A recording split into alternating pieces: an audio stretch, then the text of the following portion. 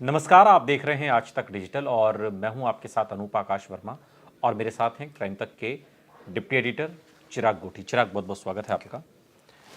देश की राजधानी दिल्ली में एक तो चुनाव को लेकर सरगर्मियां तेज हो गई हैं, लेकिन इस बीच राजधानी दिल्ली के उत्तर पूर्वी जो संसदीय सीट है वहां का मीत नगर इलाका जो फ्लाईओवर है, गोलचक्कर से जब आप आगे बढ़ेंगे, अंधाधुंध एक आदमी आता है, ताबड़तोड़ फायरिंग करता है, खुद को भी गोली मार लेता है। एक एएसआई की मौत हो गई है, कुछ लोग घायल हैं। ये एक तो ये हो कैसे रहा है? मतलब इतना पुलिस को कोई खोज खबर नहीं होती, पुलिस का कोई डर नहीं है। ये इकलौती घटना नहीं है। दिल्ली के वेलकम इलाके में एक शख्स ने एक व्यक्ति की चाकू से गोद कर हत्या की दी थी। उस पर 50 से ज़्यादा वार किए थे। उसका सीसीटीवी फुटेज आया था, वो भी एक इसी का हाल बता रहा हूँ, इसी जिले का। 24 फरवरी को दिल्ली के उस्मानपुर इलाके में नाबालिगों ने एक बच्चे का मर्डर कर दिया। इसी साल मार्च महीने में उस्मानपुर में एक रेस्तरां मालिक की हत्या कर दी गई। 26 मार्च को दिल्ली के शास्त्री पार्क इलाके में एक शख्स की गोली मार के हत्या हो गई। करावल नगर में एक शख्स की हत्या कर दी। 20 मार्च को दिल्ली के करावल नगर इलाके में सुभाष नाम के एक मजदूर हत्या कर दी गई। तो सवाल ये है कि नॉर्थ ईस्ट दिल्ली में चिराग हो क्या रहा है? क्या पुलिस का बिल्कुल डर अब बदमाशों में बचा नहीं है? कोई कभी भी आएगा, किसी को भी उड़ा के चला जाएगा, ताबड़तोड़ कहीं भी आके गोली। अब मीत नगर का इलाका आप जानते हैं, पूरा वो फ्लाईओवर से उतरते हैं, पूरा चलता फिरता वो रास्ता है। आया, ताबड़तोड़ फायरिंग की, एक एएसआई भी मर गया, उसमें शहीद हो गया बेचारा। सबसे बड़ी बात है कि एएसआई की हत्या कर दी गई दिल्ली में सरेआम। आप देखिए, जो एएसआई है उसका नाम दिनेश शर्मा है और ये अपनी बाइक से जा रहे थे, तभी एक शख्स आता है और वो ऐसे ताबड़तोड़ गोलियां चलाता है, उनकी हत्या कर दी। एक और शख्स की गोली मार दी, अमित कुमार को गोली मारी गई। और जो ये आरोपी है मुकेश, जिसका बाद में पहचान होती है, वो ऑटो में बैठ गया था और टीएसआर चालक को भी उसने मारने की कोशिश की। समहाउ वो बच गया। क्या मतलब उस पर भी गोलियां चली, वो बच गया, लेकिन फाइनली उसने तो ऑटो ये में खुद तो भी मार दिया। किसी को भी गोली लग सकती थी भाई, किसी आम लोगों को लग सकती बिल्कुल थी, ठीक बात बच्चों है। को लग सकती थी, बुजुर्गों को लग सकती थी। तो क्या मामला क्या समझ में आ रहा है? देखिए, अभी पीछे सीलमपुर में एक वारदात हुई थी, जिसमें दिल्ली का जो नॉर्थ ईस्ट डिस्ट्रिक्ट है, मैं आपको बता दूं, डेंसली पॉपुलेटेड है। और यहाँ पर जो मेन इलाके हैं वो सीलमपुर, जाफराबाद, भजनपुरा, मौजपुर, गंगा विहार, करावल नगर, दयालपुर, नंदनगरी, ऐसे इलाके जो बहुत डेंसली पॉपुलेटेड है। प्लस यहाँ पर पीछे अगर 1-1.5 महीने की आप क्राइम की बात करें तो सीलमपुर में एक फुटेज आया जिसमें एक शख्स गोली मारता हुआ दिख रहा है। इससे पहले नंबर ऑफ मर्डर्स यहाँ पर हुए। इससे पहले एक फुटेज था जो एक वेलकम इलाके का था। वेलकम भी इसी में आता है, इलाके में, इसी जिले में, जहां पर एक शख्स को कई बार चाकू से गोदा गया। उसके बाद एक आरोपी डांस कर रहा था। हमने वो स्टोरी भी की थी, उस पर भी वीडियो की थी। वो तो उसका सीसीटीवी फुटेज ही आया सामने। कहने का मतलब ये है कि देखिए, क्राइम हो रहा है, पुलिस सॉल्व भी कर रही है, ऐसी बात नहीं है, आरोपी भी पकड़े जा रहे हैं, लेकिन सवाल ही उठता है कोई डर भी तो हो, कोई डर हो, डर भी हो, प्लस अवैध जो हथियारों का इस्तेमाल हो रहा है वो कहाँ से आ रहे हैं इतने। आप सोचिए ना, कोई भी तमंचा लेके आ जा रहा है, गोली मार रहा है और इस तरह से घटनाओं को अंजाम दे रहा है। इससे जो दूसरी बेल्ट है, जो नॉन क्राइम है, वो कितना ज्यादा उनके अंदर खौफ है। आप सोचिए कि ये घटनाएं अगर हो रही है, अगर मान लीजिए किसी भी इलाके में होती दिल्ली के हिस्से में तो हो ही रही है ना, तो ये अपने आप में बहुत बड़ा सवाल है। खासकर नॉर्थ ईस्ट डिस्ट्रिक्ट अगर पुलिस की बात करूं तो गंभीर सवाल उठ रहा है कि वहां पुलिसिंग किस तरह की हो रही है, क्या दिक्कत क्या है। मतलब लगातार इंसिडेंट पे इंसिडेंट हो रहे हैं, ठीक है, इंसिडेंट और डिस्ट्रिक्ट्स में भी होते हैं, दिल्ली में ऐसा नहीं है, लेकिन पुलिस का काम ये है कि वहां पर जो अवैध हथियार एक तरह से कहा जाए हर केस में नजर आ रहे हैं। तो ये क्या मतलब एक हब बन गया है कि अगर घर कोई एक्सटेंसिव चेकिंग नहीं हो रही है, कोई पुलिस के पास मुखबरी नहीं है, कोई ऐसा नहीं है कि एसएचओज अपने इलाके में एक थॉरो चेकिंग करे, लगातार चेकिंग करे, जिससे कि आरोपी जो है वो पकड़े जाए, पता लगे हथियार का है। तो ये बहुत एक अलार्मिंग सिचुएशन है जो इस पर्टिकुलर डिस्ट्रिक्ट में जो है वो विद्यमान है। हालांकि और भी डिस्ट्रिक्ट्स में, लेकिन यहाँ पर चूंकि इंसिडेंट हो रहा है तो नेचुरली इसी की बात होगी। क्योंकि जिस खबर की हम बात कर रहे हैं, दिल्ली के नंद नगरी में एक शख्स ने 2 लोगों की गोली मारकर और फिर खुद को भी गोली से उसने उड़ा लिया। घटना मीत नगर फ्लाईओवर की है और मृतक दिनेश शर्मा दिल्ली पुलिस में असिस्टेंट सब इंस्पेक्टर एएसआई के पद पर तैनात थे। घटना आज दोपहर तकरीबन 11:45 के आसपास की बताई जा रही है, जब मीत नगर फ्लाईओवर पर मुकेश नाम के शख्स ने अचानक से अंधाधुंध गोलियां चलानी शुरू कर दी और इस गोलीबारी में दिल्ली पुलिस के assistant sub inspector Dinesh Sharma की मौत हो गई, जबकि 30 साल के अमित कुमार का हॉस्पिटल में अभी इलाज चल रहा है।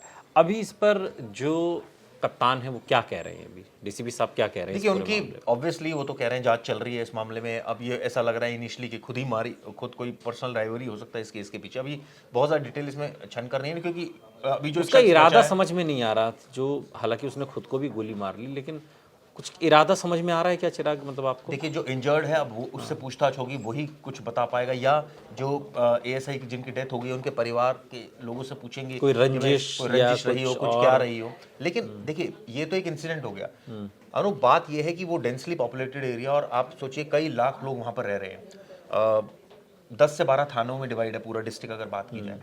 ऐसे में अगर इलाके में खासकर बहुत सेंसिटिव एरिया है, आप इलेक्शन की अगर दृष्टि से देखें तो दिल्ली का सीलमपुर, जाफराबाद, नंदनगरी, ये तमाम ऐसे इलाके जो बहुत सेंसिटिव यहाँ बूथ्स बनते हैं। ये सारे फैक्ट्स जानते हुए अब सीसीटीवी सामने आ रही जिसमें हम देखते हैं कि ऐसे गोलियां चल रही हैं कि मतलब अवैध हथियारों का किस कदर इस्तेमाल हो रहा है, कितना इजीली वो मिल रहे हैं, लोग उसका इस्तेमाल कर रहे हैं। और ऑब्वियसली डर तो है ही नहीं। जैसे आपने कहा इंसिडेंट, देखिए कोई अगर सोच के बैठा है कि मुझे इंसिडेंट करना है तो पुलिस से वो जो उसके पास हथियार ही है तो पुलिस से क्या डरेगा वो आदमी। लेकिन ये काम पुलिस का है, पुलिस के पास पूरे अब रिसोर्सेज की ऑब्वियसली बात आती है कि भाई रिसोर्सेज उस समय पुलिस के पास लिमिटेड है। देखिए ये बहुत पुराना और दकियानूसी अब वो हो गया है थॉट, और ये अब इसका कोई मानने के लिए भी तैयार नहीं। सवाल ये उठता है कि इंसिडेंट्स हो रहे हैं तो ये पुलिस सॉल्व तो कर रही है, ठीक है, एक अच्छी चीज़ है, लेकिन ये इंसिडेंट कम से कम होने चाहिए या होने ही नहीं चाहिए। या तो देखिए होने नहीं चाहिए तो बहुत ये तो प्रैक्टिकल चीज है, नहीं ऐसा पुलिस कंट्रोल। लेकिन अगर ये अब महीने में अगर इस तरह के लगातार हो रहे हैं देखिए 5-6 तो मैंने मामले आपको सुनाए तो ये डर लगता हाल है। के हैं ये हाल के मामले जिसमें कुछ पर्सनल राइवलरी के मामले हैं, कुछ में गोलियां चली हैं, कुछ के सीसीटीवी सामने आए हैं, आप सोचिए। और खासकर इसी बेल्ट में सबसे ज्यादा, और मैं बता दूं ये जो डिस्ट्रिक्ट है इसमें नासिर और छेनू में बहुत ज्यादा उनका नाम रहा है। मतलब ये रहा है। जो हमलावर था जिसने खुद को गोली मारी, इसके बारे में कोई जानकारी मिल पाई? कौन था ये, क्या इसका क्या मोटिव था? देखिए क्या अभी इसके बारे में कोई अभी इसके बारे में कोई बहुत ज्यादा जानकारी नहीं मिल पाई है, ठीक है, क्योंकि अभी पुलिस इन्वेस्टिगेशन कर रही है, एक इंजर्ड है इसमें, तो ऑब्वियसली और डिटेल निकालेगी। लेकिन खासकर अगर पुलिसिंग की बात की जाए तो ये दिल्ली पुलिस के लिए चैलेंज है, खासकर नॉर्थ ईस्ट डिस्ट्रिक्ट के लिए, कि वो अपनी पुलिस को और स्ट्रेंथन करे, मजबूत करे। क्योंकि आप देखिए इस तरह के इंसिडेंट हो गए तो आम लोगों में डर पैदा होगा। जो दिल्ली पुलिस का कहना है कि जो मुकेश था, जो कि नंदनगरी की झुग्गियों में ही रहता था, इसकी उम्र 44 साल है, लेकिन इसने इस वारदात को क्यों अंजाम दिया ये फिलहाल साफ नहीं है। और अभी इस पूरे मामले की जो तफ्तीश है वो चल रही है। हालांकि मुकेश एक ऑटो में जाकर बैठ गया था और ऑटो ड्राइवर से उसने चलने के लिए कहा, और जब ऑटो ड्राइवर ने मना किया तो मुकेश ने ऑटो वाले पर भी गोली चला दी, लेकिन ऑटो चालक ने किसी तरीके से कूदकर अपनी जान बचाई। इसके बाद मुकेश ने ऑटो की पिछली सीट पर बैठकर सिर में खुद को गोली मार ली। ये इस तरीके से वीडियो भी सामने है, इसका वीडियो जिसमें एक शख्स जो है ऑटो के अंदर जो है वो उसका ब्रॉड डेड जो है वो पड़ा हुआ है। तो ये देखिए राजधानी में ये इस तरह की घटना हो जाना, और ये वो इलाका है, साइको टाइप का लग रहा है, ये वही है। और आप देखिए वो इलाका है जहाँ पर मनोज तिवारी और कन्हैया कुमार, हाँ बिल्कुल, अभी तो ये और हॉट सीट हो चुकी है, बिल्कुल हॉट सीट हो चुकी है, प्लस सेंसिटिव है। ये ये सिर्फ हॉट सीट ही नहीं है, सेंसिटिव बहुत है। और ऐसे में पुलिस की जिम्मेदारी बनती है कि उसकी जो एक्सटेंसिव सर्च करने में क्या दिक्कत है। आप लगातार ये एक ऑपरेशन चलाइए जिसमें कि एक्सटेंसिव सर्च कीजिए। मैं ये नहीं कह रहा आप हर घर में नहीं जा सकते, हर किसी के घर में नहीं घुस सकते ऐसे ही बिना कोई सबूत के, लेकिन आपको जो इन्फॉर्मेशन मिल रही है लेकिन कुछ देखिए कुछ खुफिया सूत्र भी तो होते हैं। अगर हथियार आ रहे हैं, लोगों को अवेलेबल हो रहे हैं, लोग उनका इस्तेमाल कर रहे हैं, तो ये तो भाई कोई तो जिम्मेदारी लेगा ना, कहीं तो कोई बैरिकेड लगेगा ना। वरना तो अगर ठीक है भाई अब क्राइम हो जाएगा तो हम आ जाएंगे और उसके बाद देख लेंगे क्या होगा, तो फिर तो सारी बात ही खत्म हो जाती है। बिल्कुल आपने सही कहा। और ये आपने जो पॉइंट रेस किया कि हथियार आ रहे हैं कहीं से, आ तो रहे हैं ना भाई, इस्तेमाल हो रहे हैं तो आ ही रहे हैं। और कौन लोग इस्तेमाल कर रहे हैं, कोई ऐसा नहीं कि कोई बहुत ओल्ड बच्चे इस्तेमाल कर रहे हैं, 15-16 साल के बच्चे जिसने जो घटनाएं निकलकर सामने आ रही हैं, या आज भी इसके पास जो पिस्तौल इस आदमी के पास थी, कहाँ से आई? मैं वही कह रहा हूँ ना। तो ये मैक्सिमम केसेस में इस तरह के, खासकर नंदनगरी जो इलाका है, सीलमपुर, जाफराबाद, भजनपुरा, शास्त्री पार्क, उस्मानपुरी, ऐसे तमाम ऐसी बेल्ट है जो एक तो हाईली डेंसली पॉपुलेटेड है, प्लस इस तरह का क्राइम, ये पुलिस के ऊपर बहुत बड़ा सवाल है। पुलिस को चाहिए कि इसमें एक कोई वे आउट निकाले, कोई स्ट्रैटेजी अपनाए बढ़िया, जिससे कि इस तरह का क्राइम रुके, पेट्रोलिंग पुलिस की ज्यादा हो। चुनाव में और ज्यादा सख्ती और ज्यादा चुस्ती और मुस्तैदी की जरूरत है। लेकिन दिल्ली के नंदनगरी में ये जो कांड हुआ है, जिसमें एक एएसआई की मौत हुई है, उसने खुद को भी हमलावर ने गोली मार ली, समझ नहीं आ रहा कि आखिर इसके पीछे की वजह क्या है। तस्वीर लेकिन धीरे धीरे साफ होगी, और जब साफ होगी तब पता चलेगा कि आखिर मकसद क्या था, क्यों इसने ये किया और फिर उसने खुद को भी गोली मार ली। बहुत बहुत शुक्रिया चिराग इस तमाम जानकारी के लिए। यहाँ रुक रहे हैं, लेकिन आप कहीं जाइएगा नहीं, बने रहिए हमारे साथ, देखते रहिए आज तक डिजिटल।